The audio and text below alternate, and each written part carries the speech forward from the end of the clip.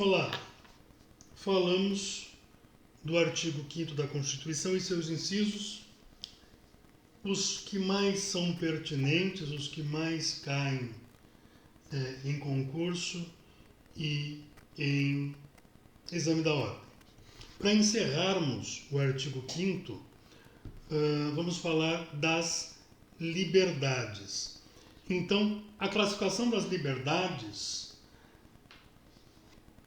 ela está relacionada às liberdades de pensamento, liberdade de consciência, de foro íntimo, indefensável e absoluto.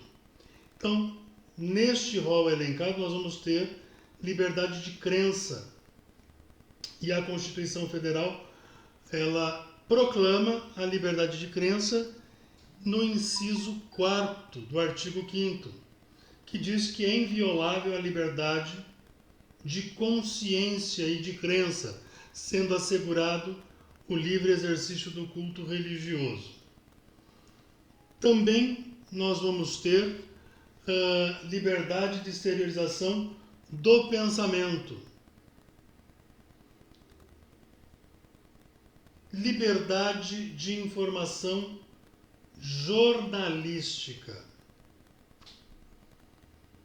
Vai falar sobre a informação jornalística, a atuação da imprensa no Estado Democrático de Direito.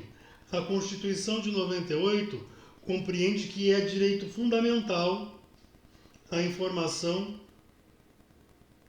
de forma ampla e nas suas diferentes dimensões. O direito de informar, o direito de se informar, o direito de ser informado, a Constituição empresta proteção específica a essas liberdades, a liberdade jornalística. Então, a atividade jornalística, apesar de sua proteção na ordem constitucional, ela também não é absoluta. Deve se preocupar sempre com a conciliação e a harmonização dos direitos fundamentais. E isso vocês têm que ter um olhar especial, mesmo porque em tempos que vivemos as perguntas podem ser capciosas. Todas as pessoas que estiverem no território nacional, desde o banqueiro até o gari, do bancário ao professor, do ministro aos estudantes, a liberdade de expressão, ela é uma garantia fundamental ao exercício da cidadania. É uma participação social. Então, em audiências públicas, em conselhos municipais, deve haver sempre a presença do popular, da população, para que manifeste, para que tenha sua vontade manifestada e respeite o que está sendo dito. Desde que não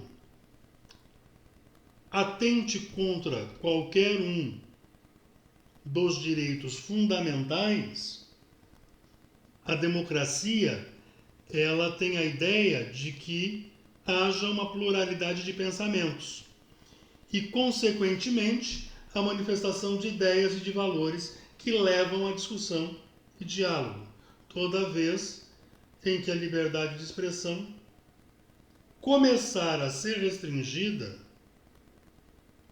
a diversidade de pensamento é afetada diretamente. E assim começa a surgir o autoritarismo.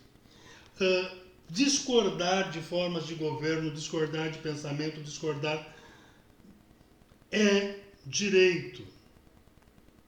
Dizer qual é o seu viés, a sua simpatia, o que você tem como ideal, é o seu direito. O que não podemos é ferir instituições democráticas e querer impor a sua ideia sobre a dos outros. Isso a Constituição veda. Também temos a liberdade de cátedra, ou a liberdade acadêmica, que tentou se cercear aí começo do ano passado.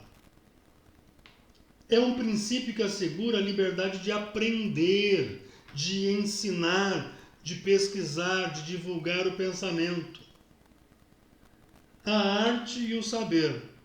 Então tem como finalidade garantir o pluralismo de ideias, a concepção de ensino, especialmente no mundo universitário,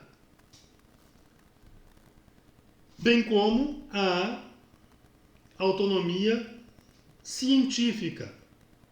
A Constituição, em seu artigo 5º, ela prevê, no inciso 9º, a liberdade da atividade científica como um dos direitos fundamentais. Estabelece que é livre a expressão de atividade intelectual, artística, científica e de comunicação, independente de censura ou licença. Mas isso não significa que ela também seja absoluta. Temos aí o caso da investigação científica genética. Entre seus diversos objetivos é fornecer um conhecimento para chegar mais precisamente à cura de uma doença, para poder diagnosticar, para poder prevenir. Mas esta liberdade científica, ela não permite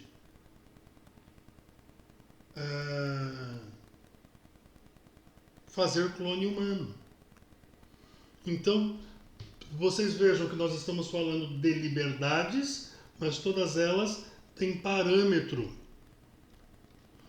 A liberdade artística traz regras claríssimas de proteção. Então, é livre a expressão de atividade intelectual, artística, científica, de comunicação, independente de censura ou licença. É vedado toda e qualquer censura de natureza política, ideológica e artística. Artigo 220, parágrafo 2º da Constituição. Mas apesar da clareza das regras constitucionais, vivemos um momento preocupante, que questionam a liberdade, né? A vedação ao anonimato. Você pode ter opinião, mas é vedado o anonimato. O direito de resposta. A Constituição assegura o direito de resposta proporcional ao agravo, além da indenização do dano material. Já falei isso em aula anterior. A liberdade de manifestação do pensamento. Acabei de falar também. A proibição da censura da licença. A Constituição, no artigo 9º e no artigo 5º, inciso 9º, e no artigo 220, parágrafo 2º e 6º, proíbe toda e qualquer censura de natureza política, ideológica, artística, e estabelece que publicações, jornais, revistas não precisam de autorização. Mas, claro, eventuais abusos devem ser punidos, e este na forma da lei. Também é consagrado a liberdade de opinião. Este jamais deve ser cerceado. Há o direito à informação, que é amplo, decorrência de liberdades de locomoção, de expressão coletiva, de reunião e associação, liberdade de ação profissional, direito de igualdade, princípio de isonomia. Igualdade nem sempre quer dizer justiça. Com isso, nós encerramos o artigo 5º e passamos ao artigo 6º da Constituição, que vai tratar dos direitos sociais. O que são os direitos sociais? Os direitos sociais são direitos de conteúdo econômico-social que visam melhorar as condições de vida e de trabalho para todos. São prestações positivas do Estado em prol dos menos favorecidos, dos setores economicamente mais fracos.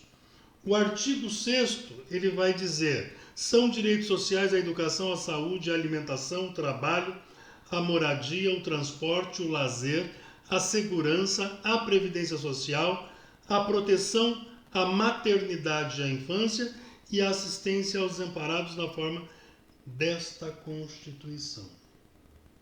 Então vejam só, como é amplo os direitos sociais. E ele tem abrigo na Constituição. Os primeiros direitos fundamentais, os denominados direitos individuais, também chamados de liberdades negativas, eles correspondem ao não fazer do Estado. Uma prestação negativa. Os direitos individuais são claros limites à atenção do poder estatal para preservar os direitos de cada ser humano. Isso isoladamente. Esses direitos eles foram consagrados em textos constitucionais do mundo inteiro, depois das grandes revoluções, né? Os direitos sociais, por sua vez, correspondem a uma prestação positiva do Estado em fazer em prol de setores menos favorecidos, em setores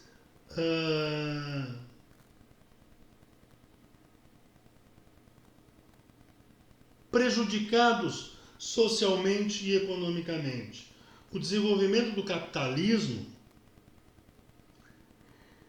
traz um aumento brutal das diferenças socioeconômicas. Dentro desses direitos sociais, nós vamos encontrar aí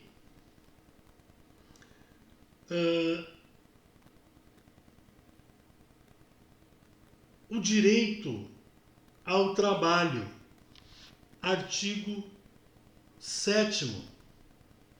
O direito dos trabalhadores, ele vai dizer: são direitos dos trabalhadores urbanos e rurais, além de outros que visem a melhoria da sua condição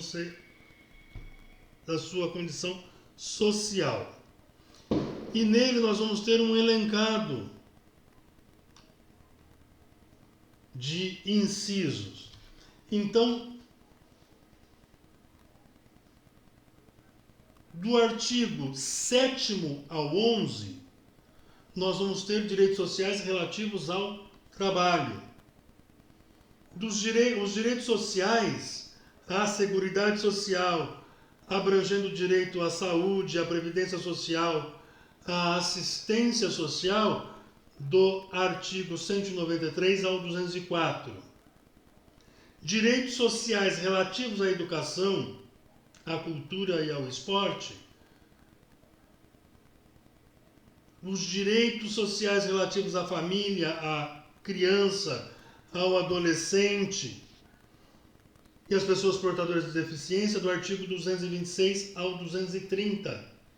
E os direitos sociais relativos ao meio ambiente, no 225. São artigos autoexplicativos, mas eu aconselho vocês darem uma lida para que guardem isso, tá certo? pois desta forma vocês conseguirão associar e assimilar muito melhor. São artigos que não têm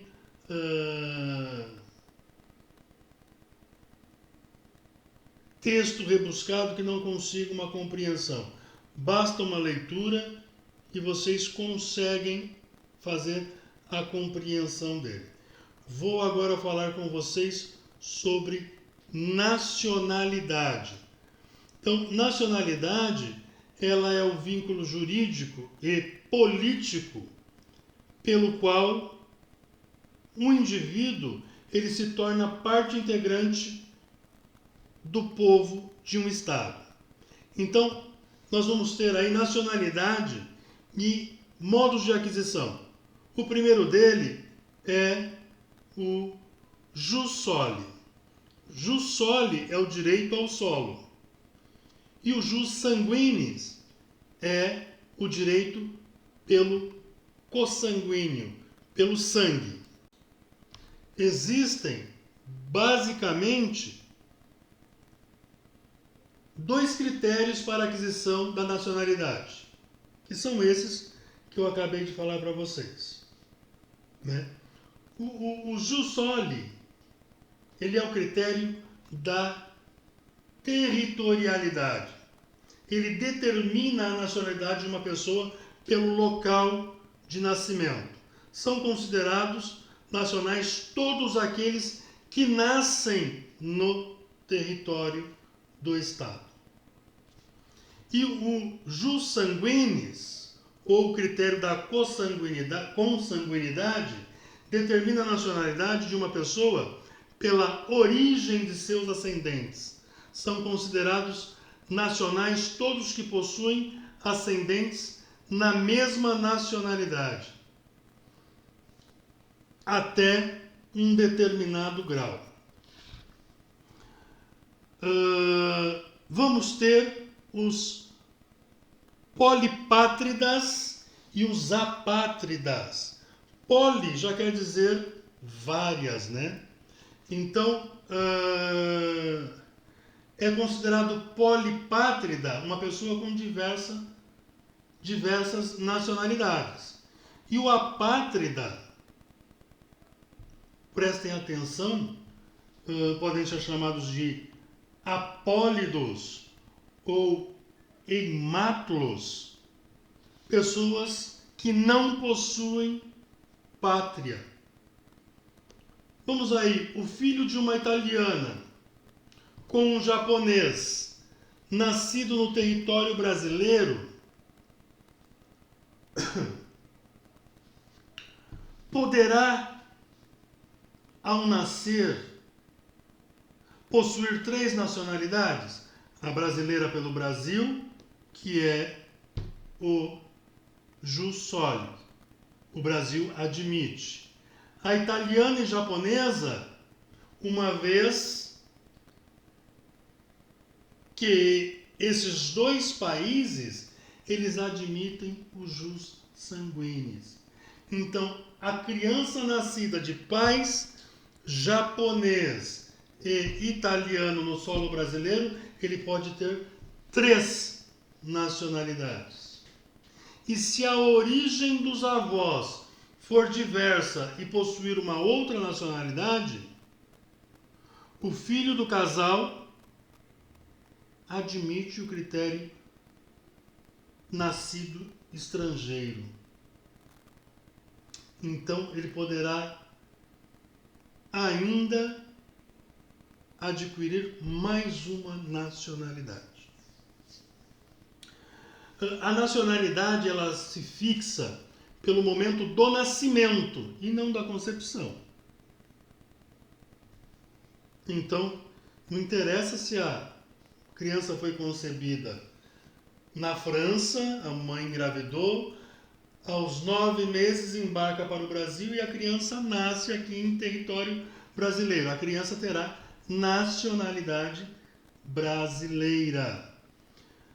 E como nós podemos falar da aquisição de nacionalidade?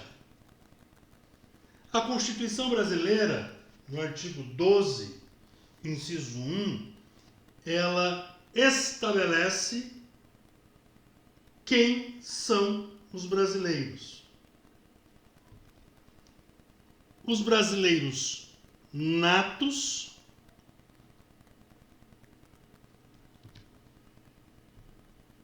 deixa só eu achar aqui para vocês o artigo 12 da Constituição.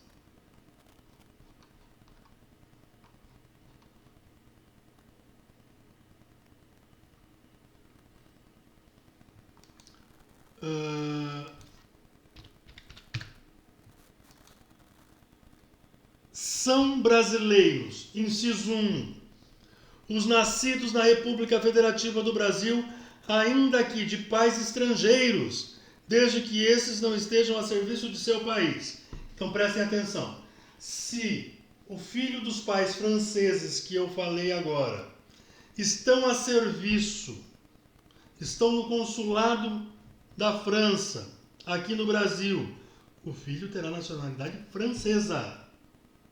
Se estiverem fazendo turismo a passeio, a nacionalidade da criança vai ser brasileira. O primeiro critério para a aquisição da nacionalidade originária brasileira é o jus soli. Não esqueçam disso. Quem nasce em território brasileiro, em regra, é brasileiro. Mesmo que de pais estrangeiros. Pouco importa se esses têm outra nacionalidade, se estão de forma transitória ou definitiva em nosso país. Tá? Nossa legislação ela adota o jus soli. Existe uma única exceção. E essa é quando seus pais forem estrangeiros e um deles, ao menos, estiver a serviço do país. Não esqueçam. Não esqueçam disso. Muito se acontece isso com embaixadores, cônsul, então é a exceção que não é admitida. Nascidos no estrangeiro de pais brasileiro ou mãe brasileira, desde qualquer deles esteja a serviço do Brasil, o critério da aquisição da nacionalidade é originária brasileira. Nascidos no estrangeiro de pais brasileiros ou mãe brasileira, de pais brasileiros, pai ou mãe brasileira, desde que sejam registrados em repartição brasileira, compete a possibilidade de optarem a qualquer tempo, depois, presta atenção, depois de atingida a maioridade, pela nacionalidade brasileira. Aí é volitivo.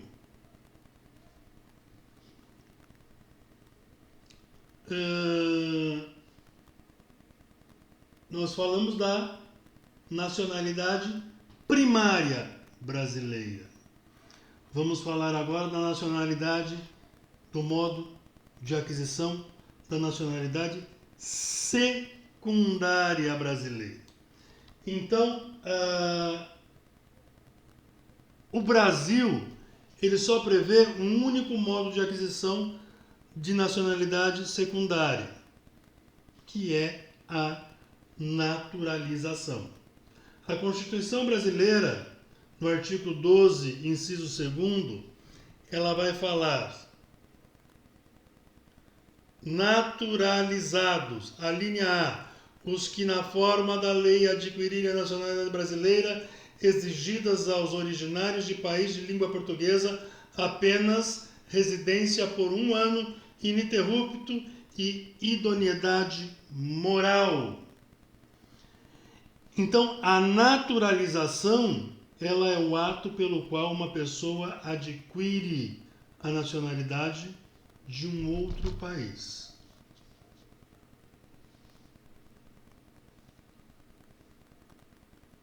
Existem dois tipos para que se expresse a vontade de adquirir a nacionalidade de um outro país. De forma tácita ou de forma expressa. Qual é a forma tácita? O silêncio é interpretado como manifestação de vontade de adquirir a nacionalidade brasileira. A naturalização tácita, ela é admitida por duas constituições brasileiras. A de 1824, que atribuiu a nacionalidade brasileira a todos os nascidos em Portugal e suas possessões que, sendo já residentes no Brasil na época, e que aos que não declararem dentro de 6 meses depois de estar em vigor em 15 de novembro de 1889. 1889. Então, em 1891, a primeira Constituição Republicana, ela abarca toda a grande naturalização e considerou todos os cidadãos brasileiros. A naturalização expressa, ela depende de manifestação de vontade da pessoa interessada. Espécie de naturalização, na nossa Constituição, ela ocorre da seguinte forma: naturalização ordinária, que é estabelecida no artigo 12, inciso 2, a linha A, que foi a que eu li para vocês,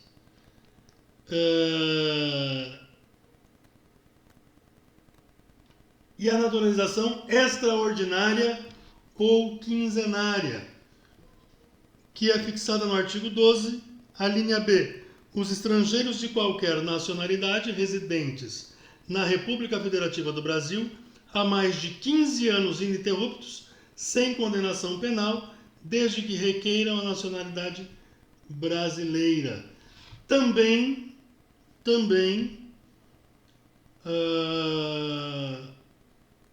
os cônjuges e filhos dos naturalizados. A naturalização, ela é ato de natureza pessoal, não estendendo seus efeitos sobre o cônjuge e os filhos já nascidos, tá? O requerimento de requisição da nacionalidade deve ser dirigido ao Ministério da Justiça. Há alguma distinção entre brasileiros natos e brasileiros naturalizados? Artigo 12, parágrafo 3º. São privativos de brasileiros natos os cargos: presidente da República, presidente da Câmara de Deputados, presidente do Senado Federal, ministros do Supremo Federal, carreira diplomática, oficial das Forças Armadas, ministro de Estado e da Defesa. Então, isso distingue somente brasileiros natos. Não se admite extradição de brasileiro nato, não existe em hipótese alguma. Agora, o brasileiro naturalizado pode ser extraditado por crime cometido antes da nacionalidade.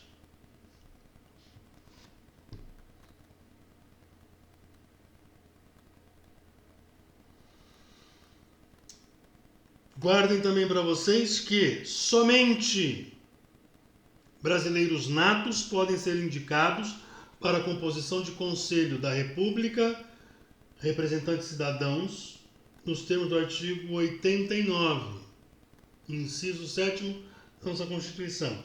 A propriedade de empresa jornalística costuma cair muito, é muito recorrente essa. A propriedade de empresa jornalística e radiodifusão sonora, sons e imagens é privativa de brasileiros natos ou naturalizados há mais de 10 anos. Se naturalizado, tem que ser há mais de 10 anos. Artigo 222, caput da Constituição Federal.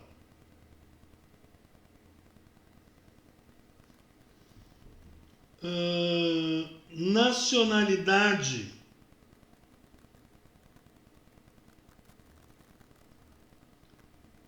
e tratado de reciprocidade. É o que ocorre entre Brasil e Portugal. Então, nossa Constituição assegura aos portugueses com residência permanente no país, se houver reciprocidade em favor de brasileiros. Artigo 12, parágrafo 1º. Falamos de nacionalidade e agora vamos falar um pouquinho sobre perda de nacionalidade. Então, a Constituição, além de prever modos de aquisição, ela estabelece formas de perda desta nacionalidade. Ela pode ocorrer de maneira necessária ou voluntária. Então, as duas formas: o cancelamento da naturalização por atividade nociva ao interesse nacional, desde que haja sentença judicial transitada em julgado. O que podemos configurar? A traição à pátria.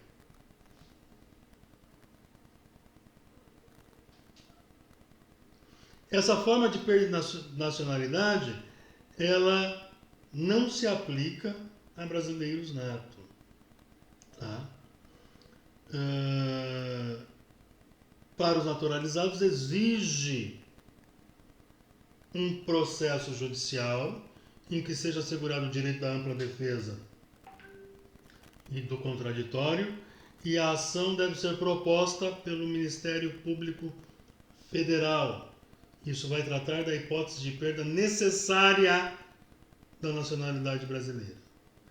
A aquisição voluntária de outra nacionalidade, neste caso, a perda da nacionalidade poderá atingir tanto o brasileiro nato como o naturalizado.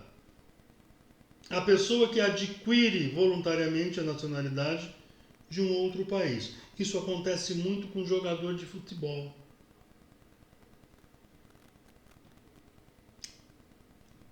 Quando, por sua vontade, para trabalhar, para poder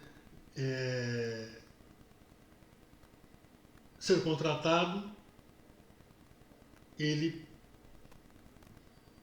por vontade, entra com o processo para a destituição da nacionalidade do Brasil e pede a aquisição em outra nacionalidade.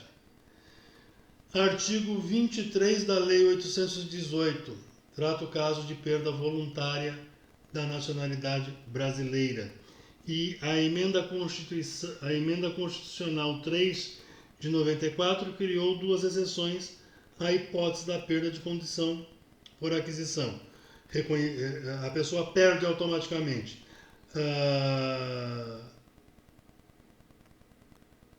o reconhecimento.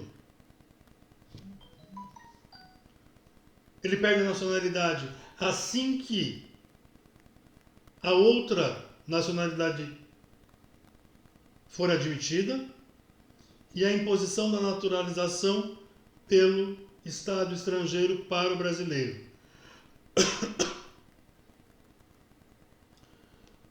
Então, destas duas formas acontecem. Mas eu posso tentar reaver a nacionalidade perdida? A Constituição ela determina as duas formas de perda. A legislação ordinária admite duas formas de reaquisição.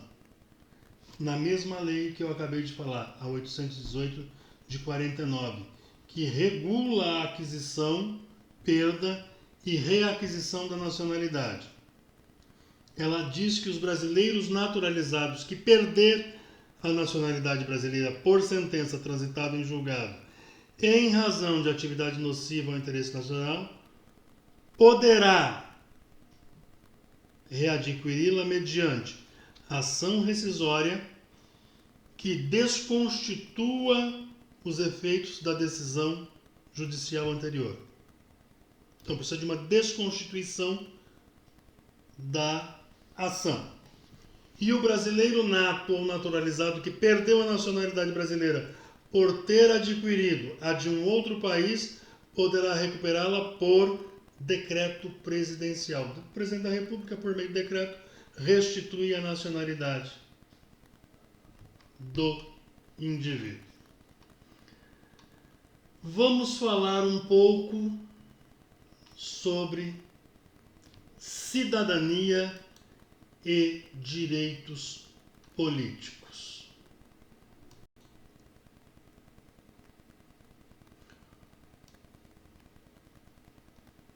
O que é cidadania? A cidadania, ela estabelece um estatuto de pertencimento de um indivíduo a uma comunidade, a um país, e lhe atribui um conjunto de direitos e obrigações.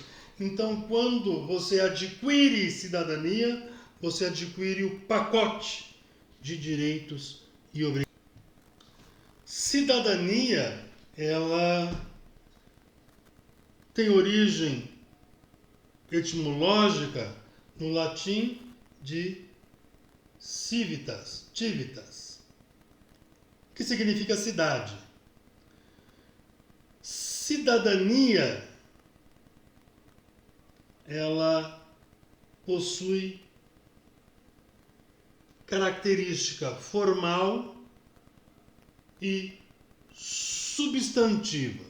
Então, ela é dotada de duas características. A formal é o indicativo de nacionalidade. Pertence a um Estado-nação. Uma pessoa portadora de cidadania brasileira, por exemplo. A cidadania substantiva, ela é definida com a aquisição dos direitos civis, políticos e sociais. E é essa que interessa. A cidadania substantiva, ela ocorre a partir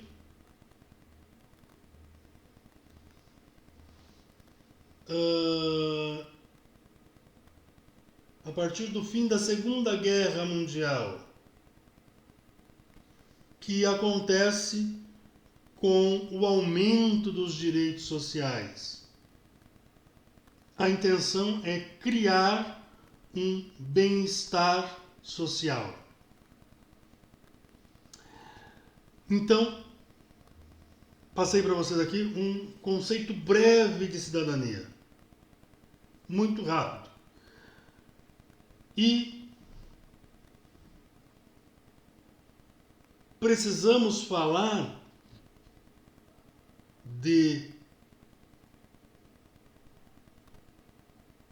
tipo de direito e de cidadania. Então, existem três tipos de direito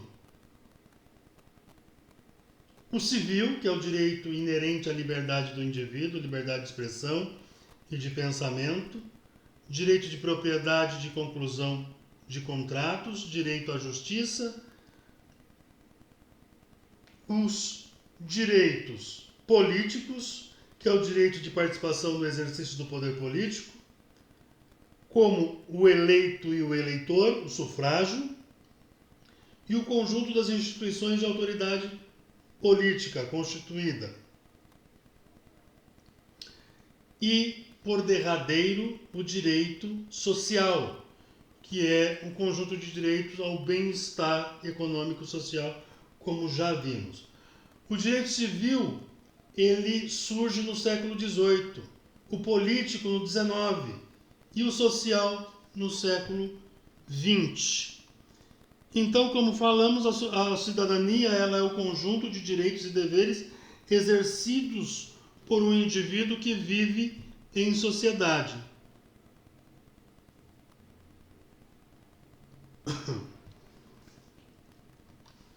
Desta forma, o cidadão, nós todos somos cidadãos,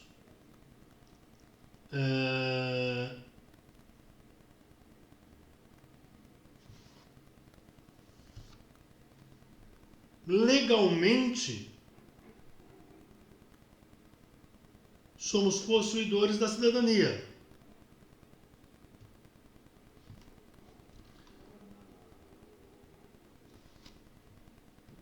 Esta cidadania,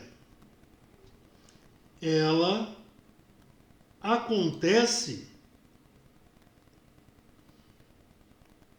de sentido estrito e de sentido amplo.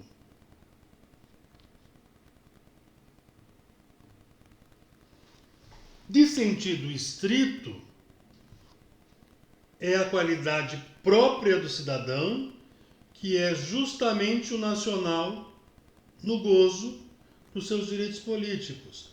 E no sentido amplo, ela assegura o uso popular. A cidadania ativa é o direito de votar. A passiva é o de ser votado, é o sufrágio. Quando que adquirimos a cidadania? Adquire-se a cidadania pelo alistamento eleitoral. Só é adquirida quando o processo administrativo perante a Justiça Eleitoral preenche os requisitos para inscrevê-lo como eleitor. Então, a Constituição, no artigo 14, diz que o alistamento e o voto são obrigatórios para maiores de 18 anos e facultativo para analfabetos maiores de 70 anos, jovens entre 16 e 18 anos de idade. O título de eleitor é o documento que vai comprovar a qualidade de cidadão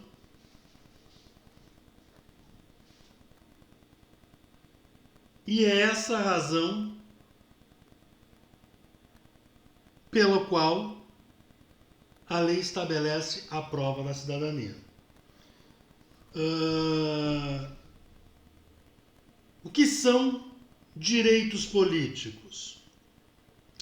Os direitos políticos são os direitos de participar da vida política do país, da informação, da vontade nacional.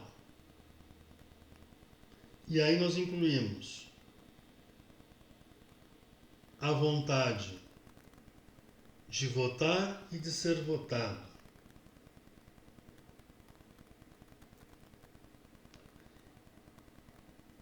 Os direitos políticos dividem-se em positivos e negativos. Direitos ativos ou cidadania ativa?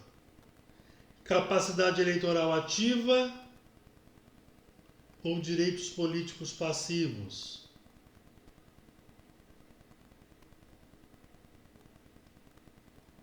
Os direitos políticos positivos,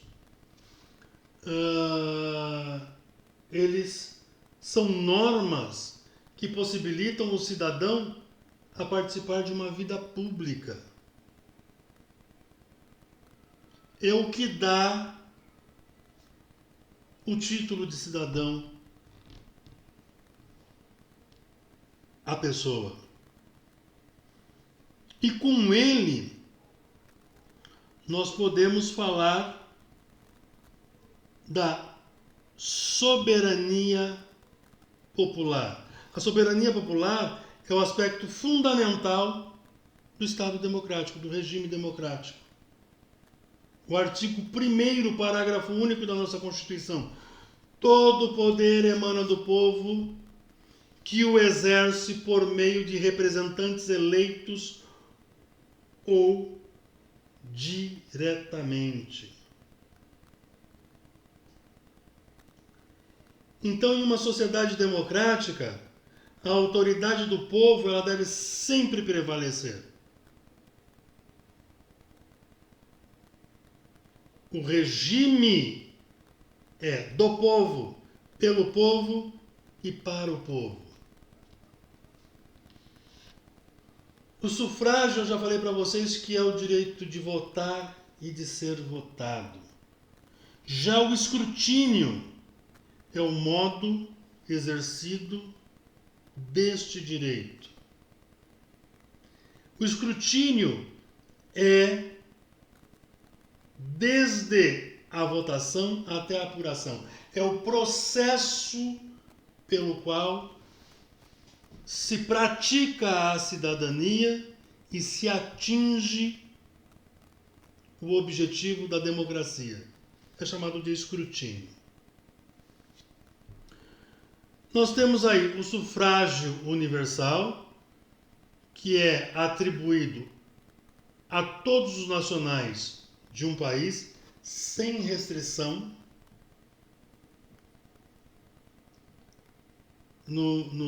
é a aplicação lá da América, né? One man, one vote,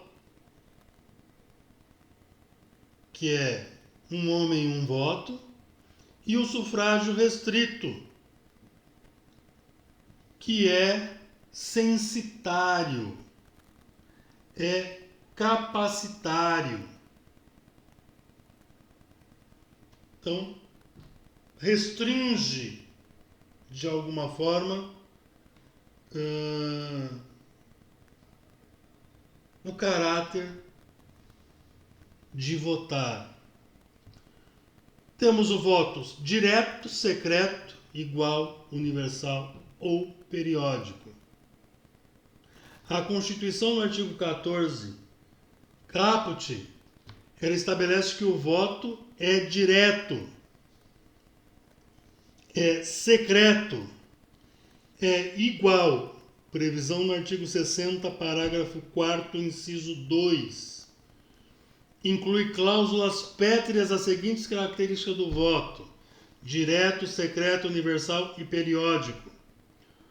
Voto direto, os representantes do povo devem ser escolhidos pelos eleitores sem intermediário.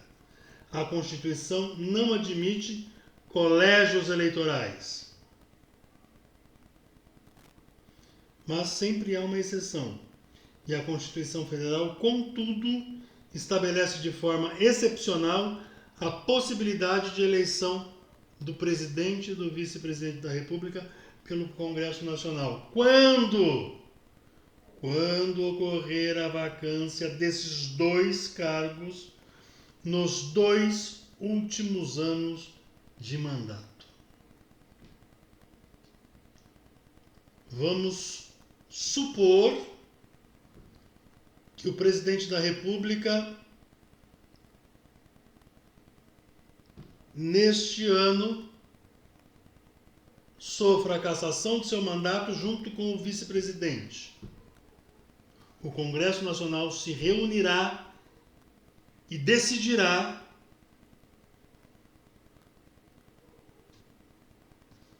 através de votação quem será indicado ao cargo para que promova as eleições para o mandato seguinte. O voto secreto, o eleitor não é obrigado a revelar em quem votou. A finalidade é garantir a sua liberdade de escolha. Voto igual. Todos os votos possuem o mesmo valor, não tem um voto melhor, maior peso que os outros.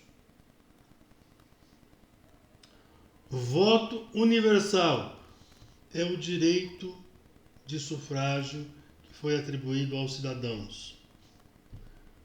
Voto obrigatório e facultativo.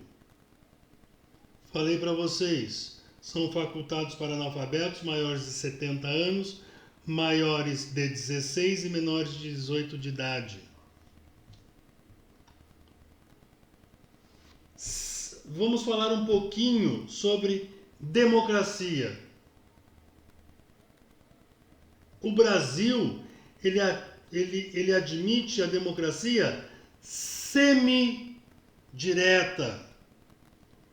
O povo exerce o poder por meio de representantes, eleitos diretamente. O artigo 1º, parágrafo único. Adota-se democracia representativa como instrumento de participação direta do povo nas decisões políticas fundamentais do Estado brasileiro. A Constituição Federal estabelece que são os instrumentos da participação direta do povo. Instrumentos esses que são regulamentados pela Lei 9.709 de 98, que vai falar que a soberania popular será exercida pelo sufrágio universal, pelo voto direto e secreto com valor igual, nos termos da lei mediante. Inciso 1. Plebiscito, referendo e iniciativa popular. O plebiscito é um instrumento de consulta prévia ao povo antes da aprovação de um ato legislativo ou administrativo. O referendo é um instrumento de consulta a posteriori ao povo, após a aprovação de um ato legislativo ou administrativo.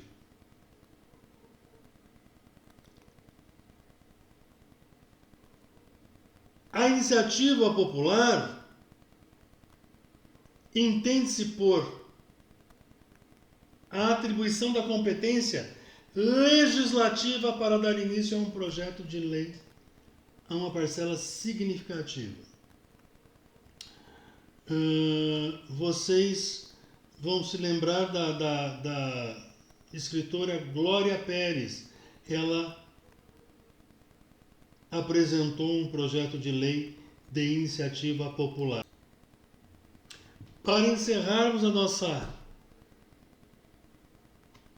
nossa conversa na aula de hoje, vou fazer aqui um apanhado para que vocês acompanhem. Nacionalidade, ela tem modo de aquisição primário ou originário, que é a pessoa ao nascer já possui a nacionalidade de determinado país.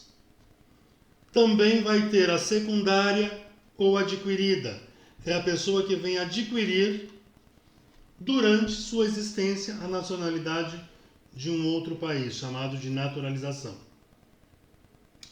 Os critérios para a aquisição da nacionalidade primária é o jus soli, critério da territorialidade,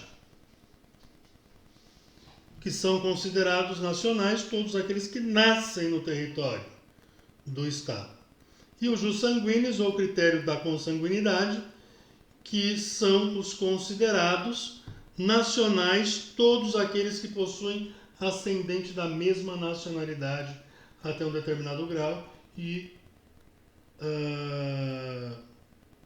o país precisa ser signatário do jus sanguinis. Cidadania é um vínculo político próprio do nacional, no exercício de seus direitos políticos. Isso lhe confere direito de participar na vontade política do seu Estado. Estado federado. A naturalidade é simples vínculo territorial que indica o local de nascimento. Então, vamos ter a cidadania no sentido estrito e no sentido amplo. Quais são as espécies de cidadania? Ativa, que é o direito de votar, e a passiva, o direito de ser votado. Lembrem do sufrágio. A aquisição de cidadania. Adquire cidadania pelo alistamento eleitoral, somente pelo alistamento eleitoral. A aquisição da cidadania por alistamento eleitoral. Direitos políticos são os direitos de particular da vida política do país, da formação da vontade. São direitos positivos, aqueles que possibilitam ao cidadão participação na vida pública, sufrágio, e os negativos, normas que impedem a participação do cidadão de participar da formação da vontade política.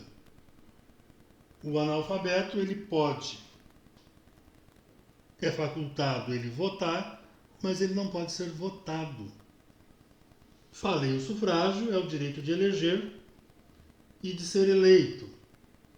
O que é o voto? O voto é o exercício direto do sufrágio. O que é escrutínio? É o modo de exercício deste direito. Ele abrange desde a votação até a apuração dos votos. Democracia semidireta é o regime político que o Brasil adota e onde o povo exerce o poder por meio de representantes eleitos, com alguns instrumentos de participação popular. Plebiscito, referendo, iniciativa popular.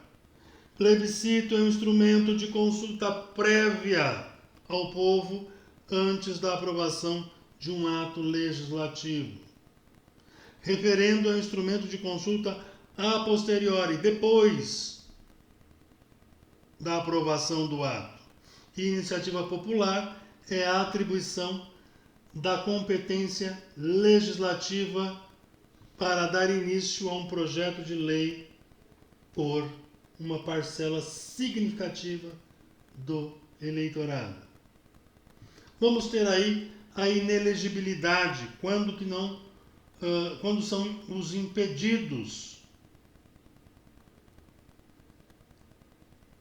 a qualquer cargo público. Aqueles são impedidos ao direito de ser votado. Inelegibilidade absoluta são os impedidos a qualquer cargo. Inelegibilidade relativa são os impedidos a certos cargos. E a inelegibilidade, ela acontece para evitar a influência do poder econômico ou abuso de exercício de cargo, emprego ou função da administração direta ou indireta.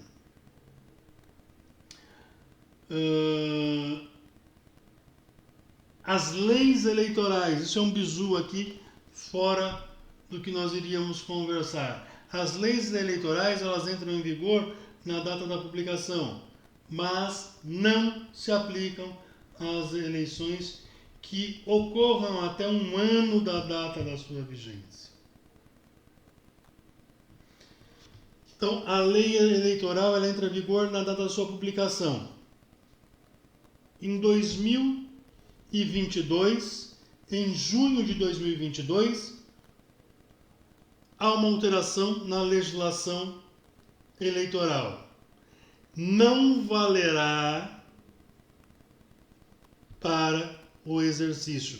Ela só vai valer um ano após.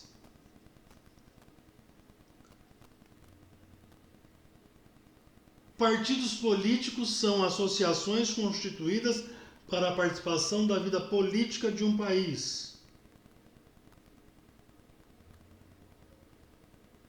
Vão ter ampla liberdade partidária e autonomia partidária. Os modelos de organização partidária são unipartidarismo, sistema de um partido único, bipartidarismo, sistema de 2 grandes partidos, e pluripartidarismo ou multipartidarismo, existência de diversos partidos políticos representativos de todas as correntes e opiniões da sociedade. Caso do Brasil. Gente, eu encerro aqui e esta é direito constitucional dividido em 2 partes e esta é a primeira parte do direito constitucional.